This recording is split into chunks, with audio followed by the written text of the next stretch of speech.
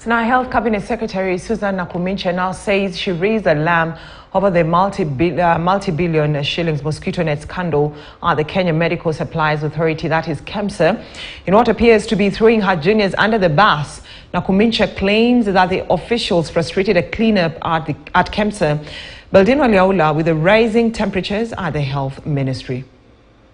Health CS Susan Nakhumicha now claims she made calls to the now suspended Kenya Medical Supplies Authority KEMSA CEO Terry Ramadhani Kiunge after the agency re-advertised the 3.7 billion shilling mosquito net tender notice. After that tender was advertised, just before it closed, there was also another newspaper advert saying that it has been extended. And I think a few days later, there was also another advert saying that it had been terminated and the process was going to start all afresh. And it's at that point that I noticed that there was a problem. I asked the CEO to let me know why we are behaving in the papers as though we don't know what we are doing. She further claims that efforts to reform KEMSA were thwarted by the management. I just need to say that my few days in office, I told the CEO KEMSA, my friend, from today, I want to see pre-qualification through an information management system. And she told me, Madam CEO, the PPOA Act does not allow us to do it, and it is too costly to do it. I told her, I know somebody who will do it for free. And when the person went to visit, the CEO was not present. And therefore, we did not do any pre-qualification. But I'm glad that now we are going to do it. According to the CS, the procurement process involves an evaluation report which is given to the Director of Procurement within KEMSA.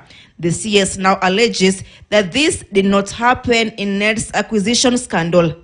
Then after that, it goes to Global Fund. But there was a misstep that this report was first submitted to Global Fund. And submitting to Global Fund is part of the process for them to give concurrence if procurement should proceed. Nakhumicha said the suspended CEO and board members at the authority were directly linked to the irregularities in the tendering process. An internal audit report saw PS for Public Health, Dr. Josephine Mburu, term terminated with various new appointments made. Dr. Andrew Mulwa was appointed acting CEO at KEMSA and Irungi Nyakera the chair of KEMSA board. Those who were suspended is because we had an internal investigation and we had names behind what we found out.